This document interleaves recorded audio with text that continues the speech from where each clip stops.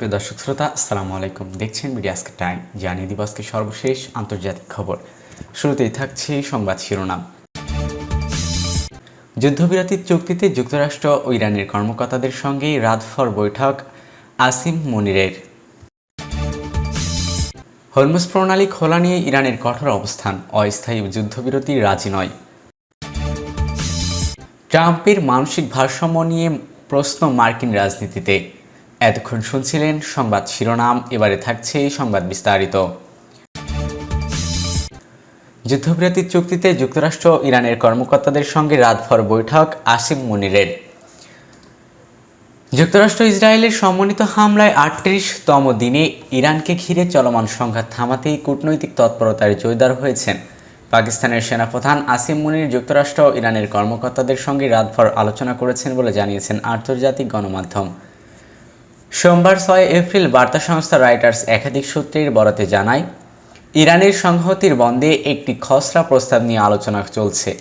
এর আগেই চুক্তি না হলে তেহরান কঠোর পরিণতির হুঁশিয়ারি দেন মার্কিন প্রেসিডেন্ট ডোনাল্ড ট্রাম্প। সূত্র জানায়, পাকিস্তানের সেনাপ্রধান ফিল্ড মার্শাল আসিম মনির যুক্তরাষ্ট্রের ভাইস প্রেসিডেন্ট জেডি ভান্স এবং মধ্যপ্রাচ্যের বিষয়ক বিশেষ প্রতিনিধি স্টিভেন উইটকফের সঙ্গে এক আলোচনা করেন। পাশাপাশি ইরানের পররাষ্ট্রমন্ত্রী আব্বাস আগারগচির সঙ্গেও সম্ভাব্য সমঝোতা নিয়ে কথা বলেন তিনি। হরমুজ প্রণালী খোলা নিয়ে ইরানের কঠোর অবস্থান, অস্থায়ী যুদ্ধবিরতিতে রাজি নন। অস্থায়ী যুদ্ধবিরতির বিনিময়ে হরমুজ প্রণালী পুনরায় খুলতে রাজি নয় ইরান, এমনটাই জানিয়েছেন দেশটির ঊর্ধ্বতন কর্মকর্তা। আন্তর্জাতিক সংবাদ মাধ্যমের বরাতে জানা গেছে, তেহরান মনে করছে স্থায়ী যুদ্ধবিরতির ক্ষেত্রেও ওয়াশিংটনের যথেষ্ট প্রস্তুতি নেই।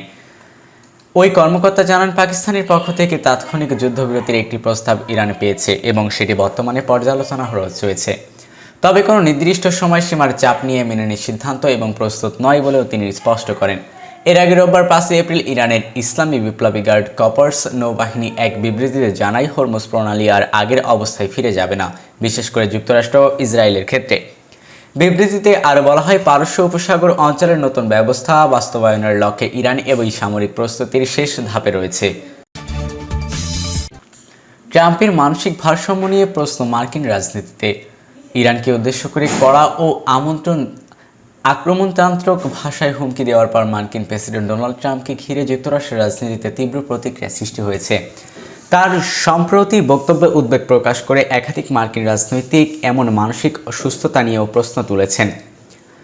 নিজের সামাজিক যোগাযোগ মাধ্যমে এক্সে দেওয়া এক পোস্টে পারস্য উপসাগরের গুরুত্বপূর্ণ জলপথ হরমুজ প্রণালী খুলে দেওয়ার জন্য ইরানকে কঠোর ভাষায় সতর্ক করেন।